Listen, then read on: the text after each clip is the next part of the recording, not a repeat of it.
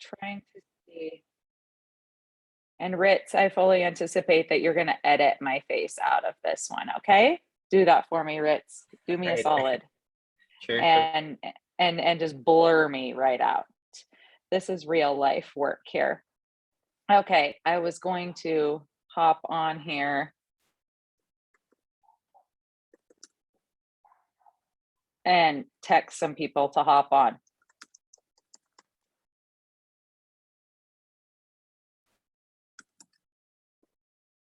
Okay, let's see here.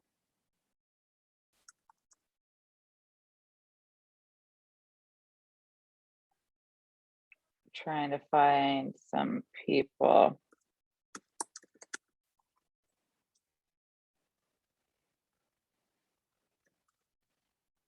Okay. All right, here we go. Oh, Wilson, you're on here. Yay, I just texted you. Good job. Okay. Let's see here. Let me share the screen. Okay. So we're going to go over our checklist. Who wants to be the leader today and go over the different bullet points of the checklist for everybody? Who wants to do it?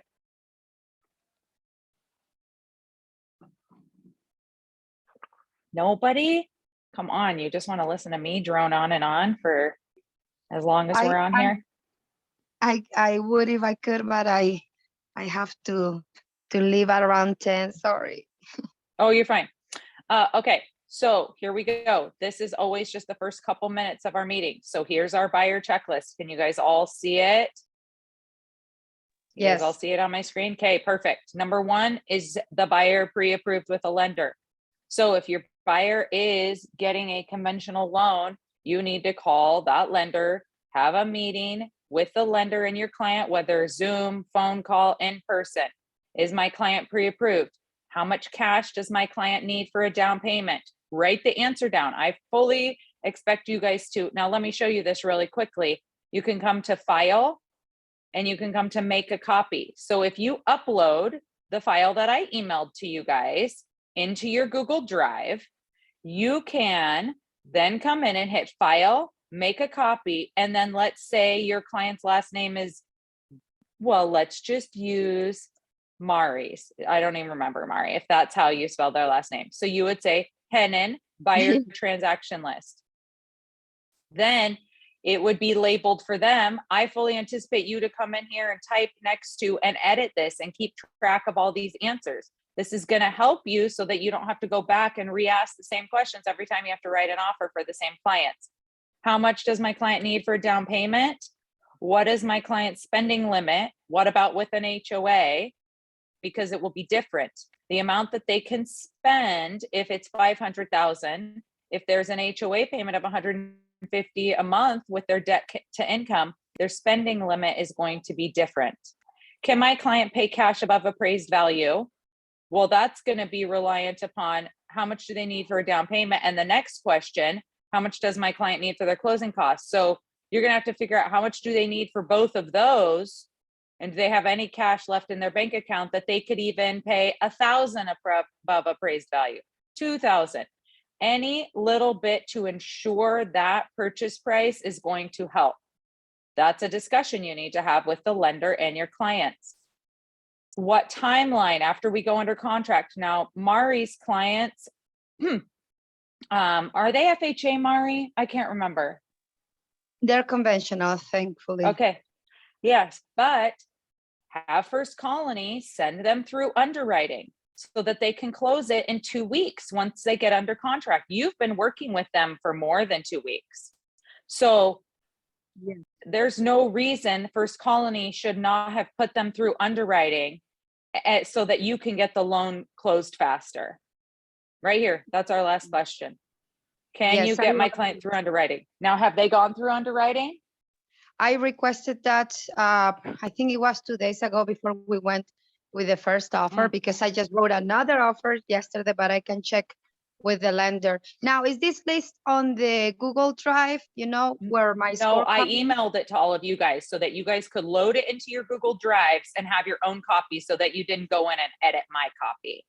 Now, Ritz could Okay, okay. probably have a way that he makes it so you can't edit it and you have to make a copy. I'm not that fancy. I don't know how to do that.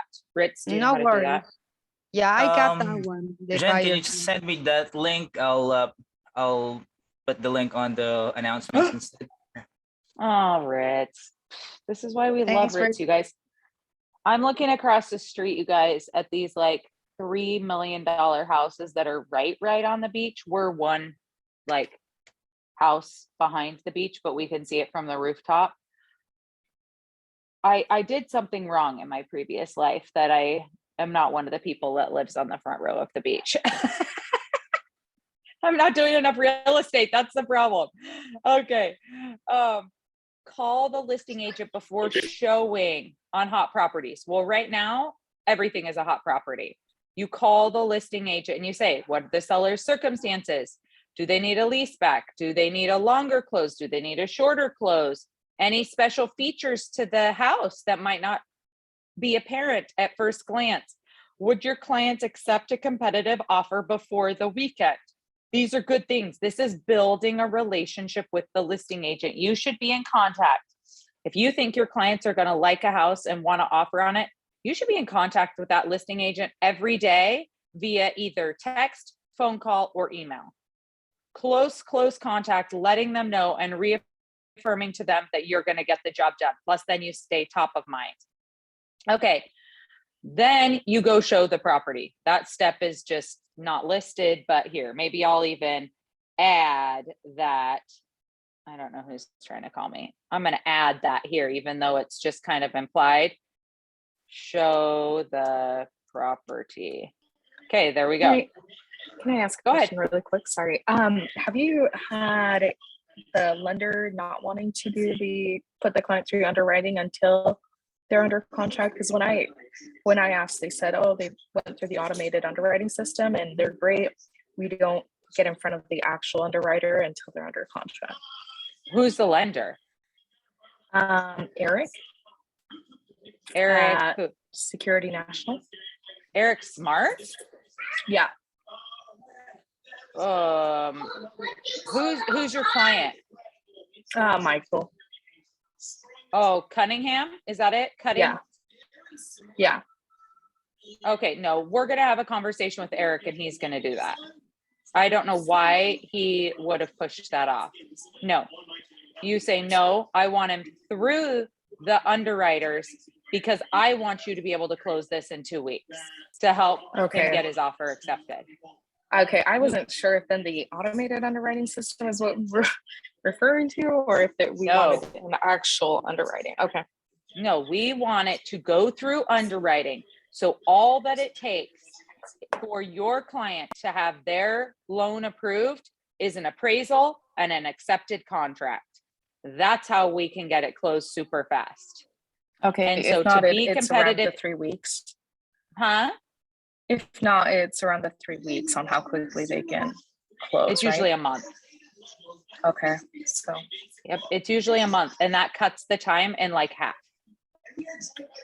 So yeah, we want Eric to put them through underwriting, and yeah, it's work. And guess what? It's work that they probably don't want to do because they don't know for sure that your clients are going to find a home. Well, that's too bad because we're over here working for free as well until somebody gets under contract and a deal closes. So if we're doing everything we can to get this loan closed and to get the lender paid, then the lender needs to do everything to help us get paid. And so we've got to work together in this market to get this kind of stuff done. So I will put us on, Carla, on a text thread with Eric after this and say, Eric, we'd like you to put them through underwriting so that as soon as we get an accepted contract and an appraisal done, that you can close it in 14 days from acceptance. So I will put him on a text thread with us and I'll let him know that that's why we want him to do that. Okay. Thanks. Show the property. Then let's say your clients want to write an offer. So then you call the listing agent again. Oh, I showed your lovely property. Thank you so much. You know, such a lovely home. We are going to be writing up an offer. And then here's key questions you can ask. Do you have any current offers? Oh, congrats. That's great. It's so beautiful. I'm not surprised. Can you share with me some of the details? What are, when are you showing the offers to your clients? And then obviously price is important to your client. What else is important to them? So you want to ask these questions to dig deeper and find out so that your offer can be specifically tailored to what the seller wants. Okay, then you're going to want to think about how to structure your offer. Here's a good video on how to write competitive offers in this market. Then you're going to want to go over all these points of the REPC with your client and write down their answers so you can structure the offer based on what they feel comfortable doing. This is what we're going to get into deeper today. Then you're going to call me and go over the offer. Note, it doesn't say Carl, doesn't say Todd. Call Jen first. If I'm unavailable, then I will say, hey, reach out to Carl. He'll help you go over this. Always me as first point of contact. The one thing that, and I'm sure all of you that have children will be able to relate, the one thing that's going to frustrate Carl and I faster than anything is you guys playing us like mom and dad. What I mean by that is I call Carl. I ask Carl this question about waiving appraisal or earnest money hard or waiving due diligence, any of those key things. And Carl tells me, no. Then I call Jen and I say, Jen, what about if I did this? Hoping to get a different answer. Don't do that. Please do not. Call me. We will go over it. I'm sorry if you don't get the answer that you like. I am following Dean's instructions and Carl's instructions on what is safe and best for your clients. So please don't go back and forth between Carl and I. And another thing that makes that very hard is that when you call Carl and you tell him some of the details, and then you call me and you tell me different details, and neither one of us knows all the details. And then Carl and I finally get on the phone after all of us are confused. And Carl's like, well, they told me blah, blah, blah, blah, blah. And then I say, oh, well, they told me da, da, da, da, da. And then the whole story comes together. So that's why we have one point of contact when going over offers. And that's me. Because I go over Carl's offers. Every agent that I work for, I am the one going over those offers. Lane Thompson sent me an addendum because he needed it written at 11 o'clock last night. And I don't even do that for Lane Thompson. And he said, please look this over. Let me know if I need to make any corrections. So that's why the office has put me in charge of this role with you guys. So it's really, really hard. You've got to be patient. I know sometimes you're feeling like your offer and your question need to be responded to immediately. Well, then you need to structure your time better. I'm going to put it back on you guys. You guys have to structure your time so that you have enough time and it's the appropriate time. Please don't call us at 10 o'clock on a Saturday night saying you need to write an offer. That was not good use of your time or our time because we don't work then. We need time off too. And if you have decided to show a house at 2 o'clock in the afternoon and then not deal with the fact that your clients want to write an offer till 10 o'clock at night, this is why this checklist was created here so that you literally could go through and write it yourself. But let me tell you guys, the past 3 agents who have used this and then finally sent me the offer, they've still made mistakes on it. So please use better time management when writing offers so that I have the time to go over it during our business hours and can go over it with you. And that's on you guys. You have to use good time management and communication with your clients. You have to set up expectations with them. If you show them a house on Friday evening and then don't talk to them again until Saturday evening, you guys need to say to them when you show them the house on Friday evening, I want you guys to think about this. I'm going to call you tomorrow morning at 9 a.m. and we're going to go over if you want me to write an offer on this house. So you set that expectation with the client. You don't wait to hear from them until Saturday night at 9 or 10 o'clock at night and then try and get in touch with Carl and I. So that's on you guys. You have to set up expectations with your clients. Then you're going to check the MLS, make sure there's no attached documents to the offer. Then you're going to go write the offer. Here's a video on how to write offers, making sure you check all the boxes like you need to. Download the offer and email it. You can download it or email it directly from the MLS. I will go over it, and Mari can attest and Carla can attest. I am pretty quick about responding to you guys and letting you know if you have mistakes in your offer. I try to be really quick because I know you guys are excited to get these turned in. I let you know the corrections you need to make. I don't call them mistakes. It's just corrections, oversights. You're new at doing this. That's why I'm here, to give it a second set of eyes. It's not mistakes because you don't know what you don't know yet. And so I'm here to say, oh, remember to check this box. Oh, you'll want to mark agency this way because that agent's in our office. Those are all things that I'm just here to help you see that you might not be aware of. So I don't call them mistakes. Prepare the email. When you send it to your client to sign in DocuSign, while they're signing, prepare your email. Here's your email. If you don't have closing costs or FHA or VA or home warranty, delete those things. Delete the things that don't apply to this offer, and then fill in the things that do. If your lender's going to order appraisal within 24 to 48 hours, put that on here, bullet point it. If you have tentatively set up the inspection for a day or two after going under contract, highlight that on here. Anything that's going to set your offer apart, highlight it on here so that it hopefully helps you to get your offer accepted. The clauses for addendum wording, these are just if you need them. You don't have to include these. These are just if you need these special addendum wording. I think there was one. Nope, I think that's it. Okay, so this is here for you to go over every time you write an offer. Now, what we're going to be going over is, was I not sharing my screen, you guys, or was I? No. So you guys couldn't see that sheet the whole time I was just going over it? No, I it was up couldn't. for the beginning, but then it went away. Then it went away. disappeared. I'm sorry. You guys tell me next time that I'm an idiot and do dumb things. Okay. So I had the sheet up there.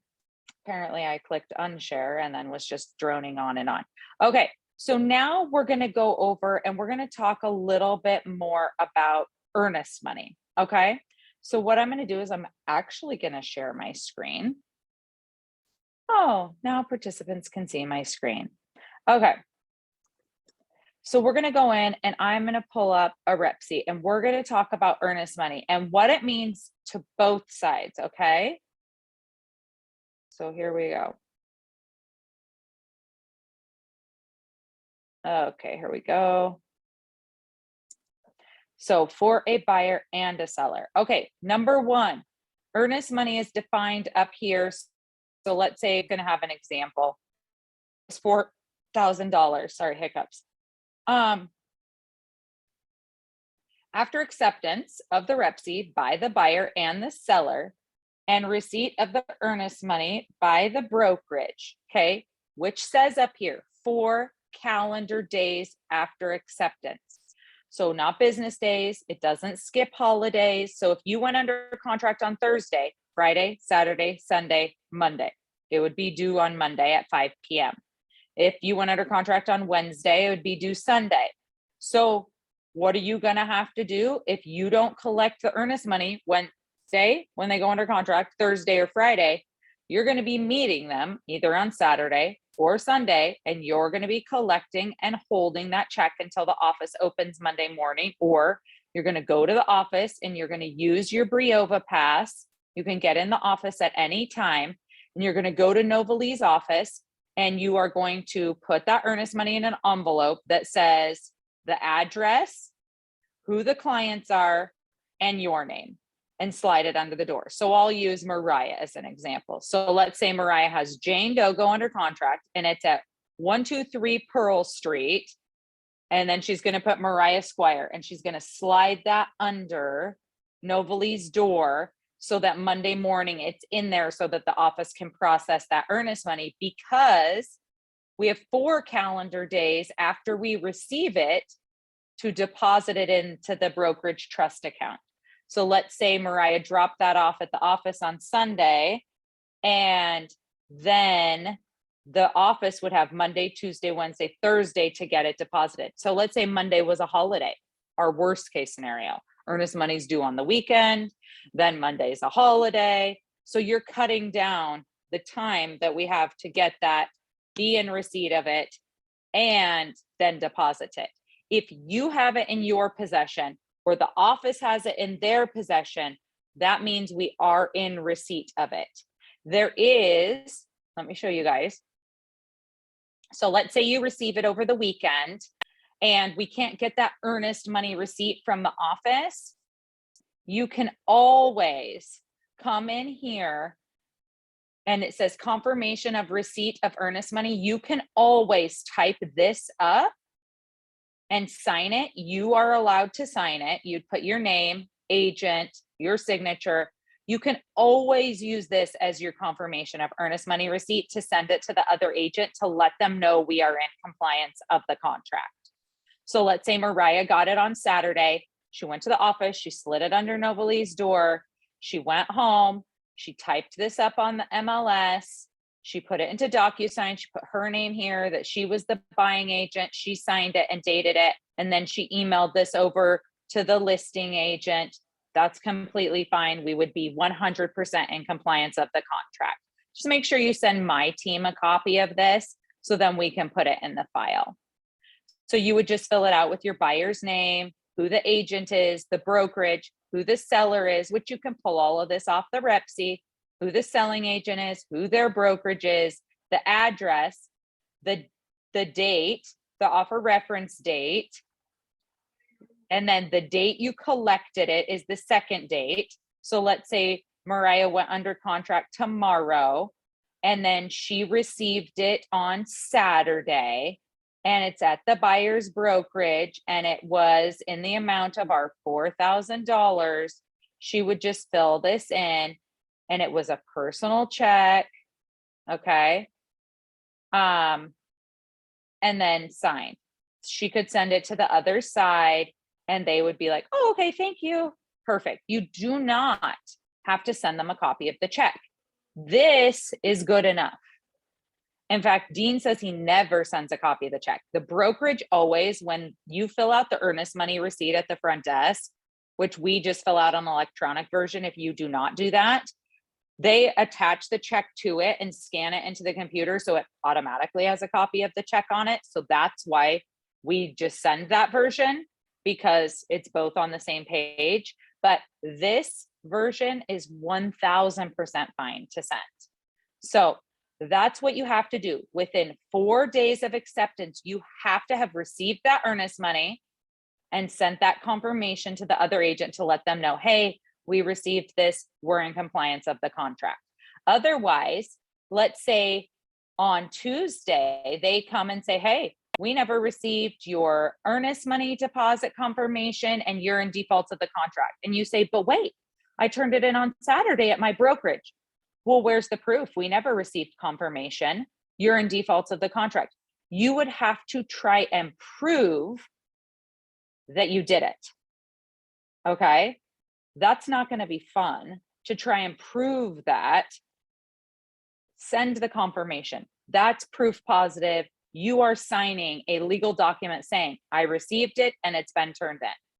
Okay. So that is just the easiest way to confirm earnest money. Now, when you are a listing agent and you're selling a home, if that agent has not gotten you confirmation or proof, in other words, that they have received that earnest money in 4 days, they are in default of the contract. So let's say, and this is a crazy situation. I just want to give you guys real life situations.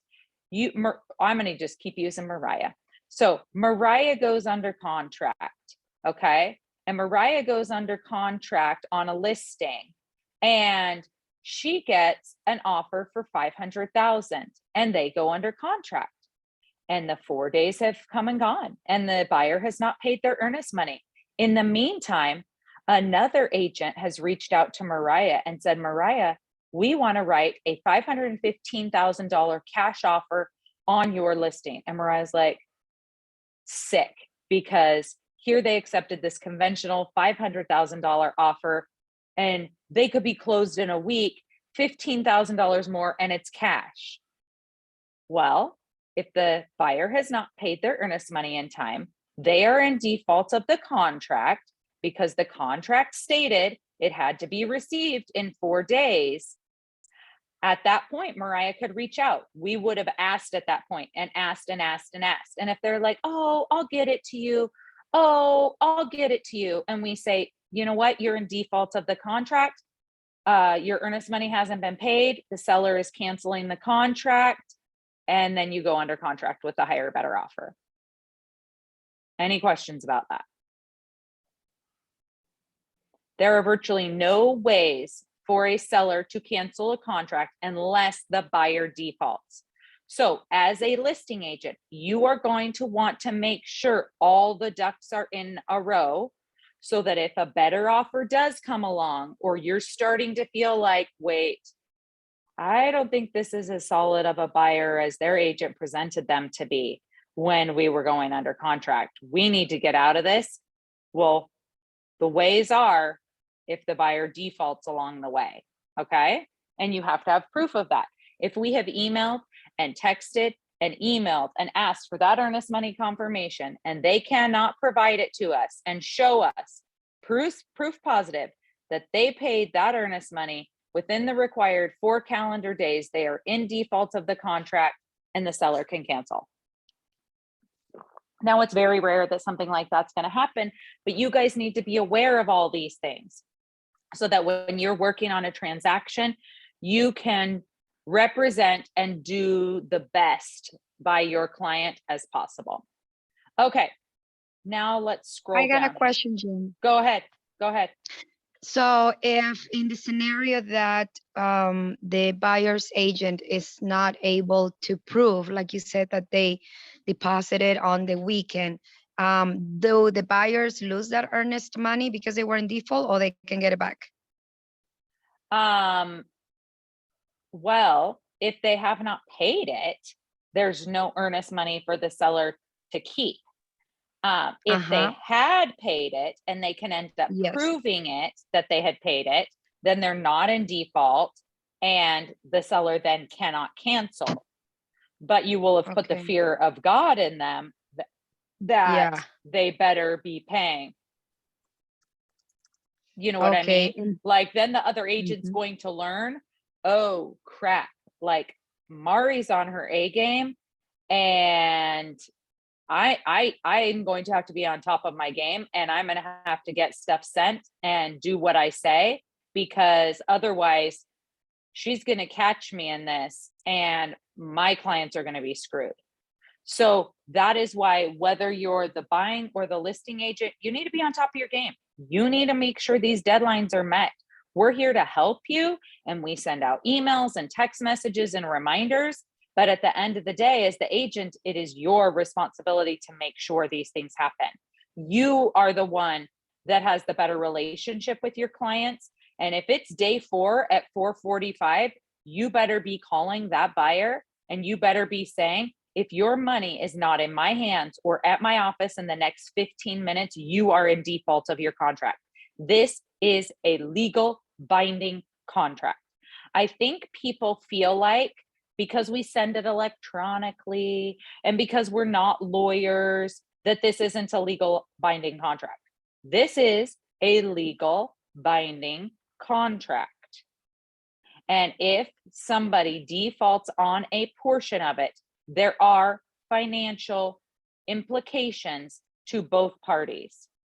That is why it is so important that people take this contract seriously. I do not think they take it seriously enough, because they just think, yeah, I'm sending it, meh. That doesn't matter if you're not a lawyer and you're sending this. Your clients are promising and signing and agreeing to all the legal ramifications in this document.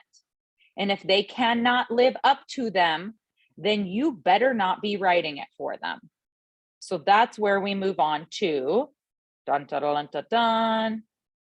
Let's go down to section 8, because these are the protections under the contract to protect that earnest money for your client. I'm going to pull something up really quick so that we can look at it at the same time. Because, sorry, people keep walking by the front of the house, so it keeps distracting me. Okay. Important documents. I would pull this up. This is the disclosure and waiver document. I would pull this up. And if when you're going over the contract with your client and they're saying, I want to make some of my earnest money non-refundable upon acceptance. Well, as Mari learned this weekend, if you choose, okay, so let's say, let me pull up actually for you guys, the one that I just got. Oh, right here. This morning from Lane Thompson, his client signed it. So here we go. Here's a real life example. Lane's clients got this most atrocious addendum. Notice they rejected it, okay? Lane Thompson, rejected. We've probably written 6 offers for these clients. And the other side, they are represented by Redfin. And they said the purchase price to be $530. Section 8.1 of the Rep C will be waived and not a condition. Well, let's go look. What's section 8.1? That's due diligence. That's saying that they cannot, under the Rep C, cancel because of anything they find out about the property, whether it has to do with the HOA, the square footage. Notice it says square footage, the condition of the roof, the walls, the foundation, the plumbing, the electrical, the mechanical, the heating, the air conditioning, the fixtures, appliances. So it's basically everything. Sex offenders in proximity, other matters deemed material. They cannot cancel because they find out about any of these things. They're stuck. If they find out that there is I'm going to use the most random one, a convicted sex offender living next door, and they find out because the other neighbors across the street come and tell them while they are doing an inspection of the property, they could not cancel because of that and get their earnest money back. Earnest money gone because of due diligence. Okay, so let's look at the next one. The earnest money will be $5,000 and become non-refundable upon acceptance. Now, what Mari learned this weekend is, if this were to happen, this is all of the client's earnest money, and this is your exact amount, isn't it, Mari? It was going to be $5,000, but see, then Mari changed and we didn't do it. She learned a good lesson. And why she did not want to do that. She was about to have a heart attack, right, Mari? So Yes, sorry. you're fine. Mari was like, I can't do this. There's no way.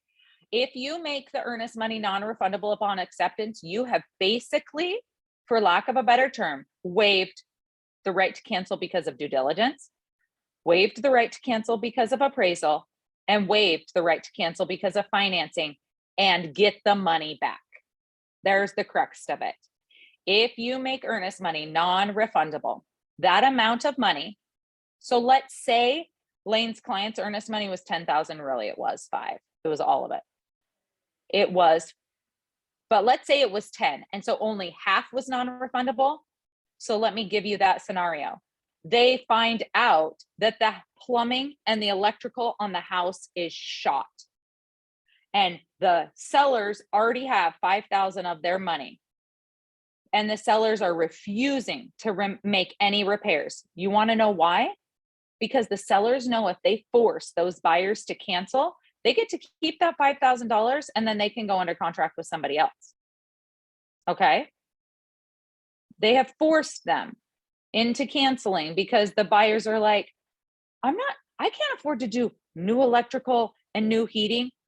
But then the buyers also were like, but wait, I won't get my $5,000 back and I'll lose that. And that's about how much the repairs are. And I'm going to be walking away from that money. And then I won't have it to use on purchasing another home. So they're essentially forced into continuing with the contract without getting the repairs made. It puts every benefit, when you make earnest money non-refundable, it puts every benefit into the hands of the seller. because they can dangle that carrot over your client's head the entire transaction. Okay. They can say, nope, we're not doing repairs. And your client can't get any of that money back. Nope. The house appraised for 510,000 and you're under contract for 530. Nope, we're not coming down, because they know that they have your earnest money. Okay. Oh, your lender ended up not being able to get your loan to go through and you have to cancel. Oh, that's really too bad for you. We get to keep your $5,000. It does not matter. Your client can still cancel. It's not like they can't cancel the contract. They just cannot, for any reason, get that non-refundable amount back. Cannot. If ever you're going to make earnest money non-refundable, do not ever make it so much that your client cannot then move forward and go under contract on another house. So let's say Lane's client, their earnest money was 5,000. He could say, we'll make 500 non-refundable, but let me show you the one he ended up sending. Here we go. Here's the other one. This is a different house, and he's willing to work with this agent. Look at, notice this, purchase price 545. They're actually going to purchase for more money. But because that other agent sent them that counter offer that basically forced them into waiving all their rights, they rejected it and they're walking away from that house. This one, look at what Lane said, 500 non-refundable, 24 hours after the seller sends and buyer receives the seller disclosure items. So let's look at the seller disclosure items. So Lane's protecting his client. Even though he said it's non-refundable, oh, it's section 7, here we go. He's saying 24 hours after my clients received the seller property condition disclosures, the lead-based plaint, if applicable, the title commitment, the CC&Rs, the HOA docs, any short or long-term rental agreements, property management, water rights. After my 24 hours after my client receives all of these and has the chance to look through them and make sure there's no like easement issues on the home, crazy liens against the property. What if there is a solar lien against the property? What if they disclose there was a water leak on the house? This allows Lane's clients to do a tiny amount of due diligence, but yet show the sellers, listen, we'll put 500 non-refundable after you send us all of that stuff. If Lane's clients get those things and then they move forward and do their due diligence and say, okay, the water leak, they remedied it. The kids just let the bathtub overflow when taking a bath, and they replaced the drywall and they replaced the baseboard, and it's totally fine and it's not going to be a problem down the road. Lane saying at that point, another 1,000 will be non-refundable, because I can almost guarantee what Lane's going to do is have his lender order the appraisal within 24 hours of going under contract, and he's going to try and get that appraisal back before the due diligence deadline so that he knows that the house appraises for a reasonable amount. But he also said, oh, my clients will pay $14,500 above the appraised value up to the purchase price. So he's put some skin in the game here, but he's also built protections in to protect his clients. They're going to get to see all those documents and review them before the 500 is non-refundable. They're also going to get to do their inspection and negotiate any of that stuff, and most likely get their appraisal back before this other 1,000 is hard. Okay. So because he's an experienced agent, he has built these protections in how he worded this in the addendum. Okay. Let's look here. This is what you need to go over with your clients. If they are going to put any of their earnest money non-refundable, then they need to initial here and sign this document. This does not go to the other side. This is a brokerage document. It is to protect the brokerage in case your client comes back later and says, I didn't realize I was waiving my right to my money. I thought if I made it non-refundable at due diligence, if the appraisal came in low, I could still get my money back. No, we actually had you sign this that said, I choose to waive some or all of the earnest money protections available to me in Section 8 of the REPSI, risking loss of all or part of my earnest money deposit before those protections lapse by the contract.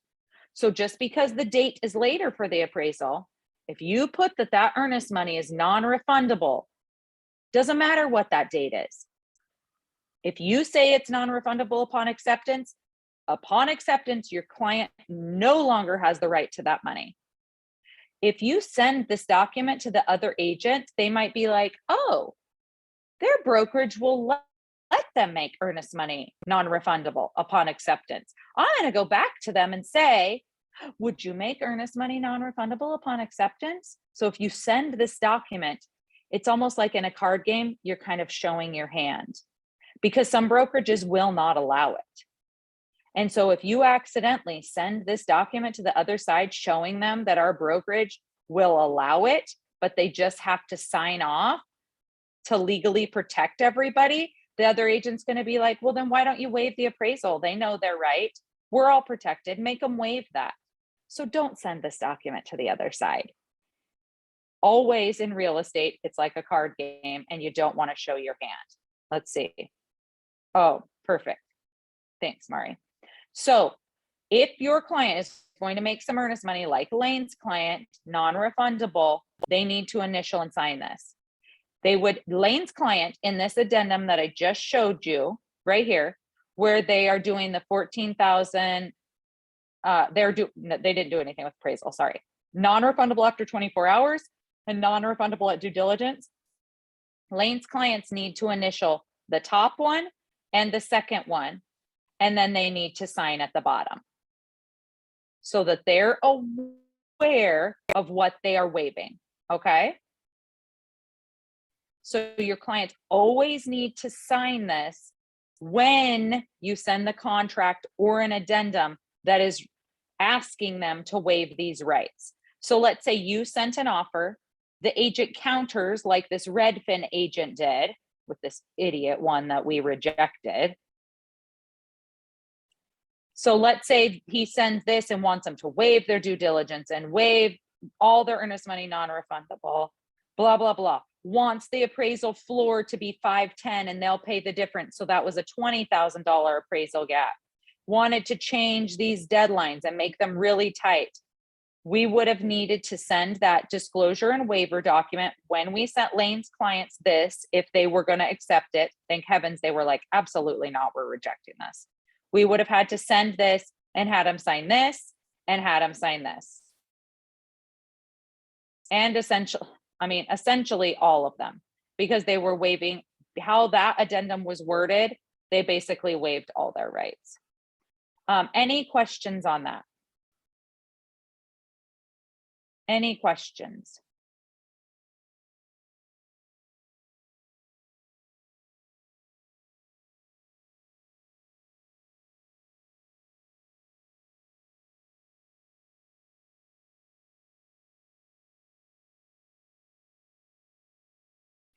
Okay, no questions at all. Okay, so we just did a deep dive today, essentially into earnest money and how you can protect it for your clients. When you are the seller, you are going to want to look. That's why when people write offers and send them to you guys, we ask you to put them in the offers and commissions tab in command and put in the pros and the cons and send your client that spreadsheet and myself that spreadsheet. Because if somebody has made their earnest money non-refundable upon acceptance, it might not be the highest offer, but they've waived all their protections of the contract. And if for any reason they cancel, your client's going to get to keep all that money. And so it might be a better offer to go with if you're the listing agent. My opinion, and this is completely my opinion, when people are calling you and asking you, What can my clients do to get their offer accepted? I do not personally feel comfortable asking people to make their earnest money non-refundable upon acceptance. I don't feel comfortable doing that because I don't feel comfortable with a buyer doing that. In good conscience, the person that I am, if somebody wrote it and sent it all of their own free will without me asking for it, that's one thing. But if you're saying to get your offer accepted, you have to make your earnest money non-refundable upon acceptance, I don't feel good about that. You could say some, you could say a little bit to show you have some skin in the game, but it makes me very uncomfortable because you're getting into a place where you're essentially telling people that they have no rights under the contract. And personally, I feel like opening yourself up for a lawsuit. If you are telling people or putting on the MLS that earnest money has to be non-refundable upon acceptance, I personally do not feel like it's right. So that's up to you guys. You are the agents, but I would say be very careful in the things that you are essentially forcing people to do to get their offers accepted in this day and time. Because they know if you're asking for something, then they're going to have to do that to get their offer accepted. And so they're going to feel like they have to do that. And that's when you're getting into sticky situations where you're telling people they have to do something. And legally, for me, that makes me uncomfortable. So anyhow, all right, you guys. So that was a deep dive into earnest money. Any other questions about earnest money? Any other questions about earnest money? Do we have a video or anything showing how to use it, Earnest? Earnest, we send it for you. Oh, okay. Sounds good. Yeah, we send it. So yeah, you just let us know when your client goes under contract that they want to use it, because if they, oh my gosh, my stupid phone. If they, have a credit union and not a bank account, they have to verify it. So it can take about 24 to 48 hours.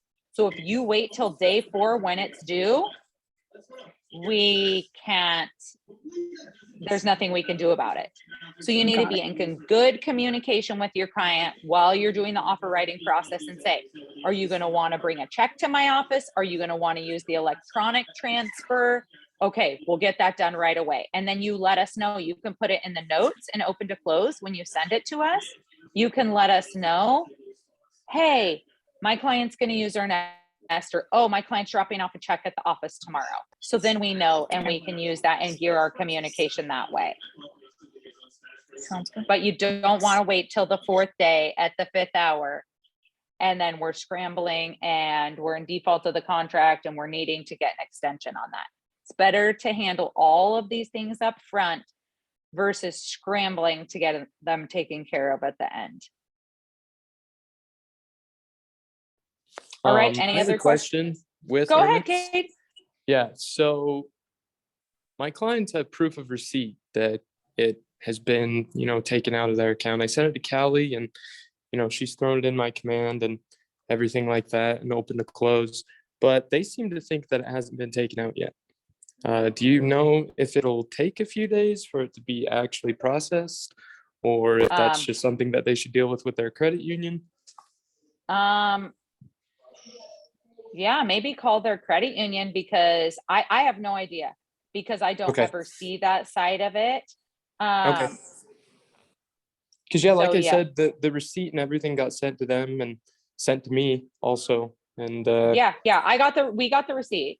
So yeah, maybe reach out to Earnest, Cade, as an agent, and call Earnest, their helpline. If you go on Earnest, EARNNEST.com, there's like a help chat, and I believe there's a help number that you can call. Maybe call them and say, hey, can you pull this receipt number up? The money hasn't been taken out of my client's account, and they're wanting to know how long it's going to take to pull that. And ask them, and they probably would be able to give you some more information. But that's a great question, and let us know. Report back to us. They might say, oh, with a credit union it takes 5 days. Oh, okay, perfect. Thanks for letting us know that. Then we would know for the future. But yeah, it could just be that it has to be authorized and that it takes a few days. So yes, please reach out to them and then report back and let us know. Okay, great. I'll do that. Okay, awesome. Thank you. Any other questions? All right, awesome, guys. Reach out if you have questions about offers or the process. I'm here to help. And then Ritz, I will email you over the link to this document so that you can make it so that they can make copies and not edit my original. Yeah, another solid topic here. Thanks, Jen. Thanks, Ritz, so much. All right, guys, have a great day.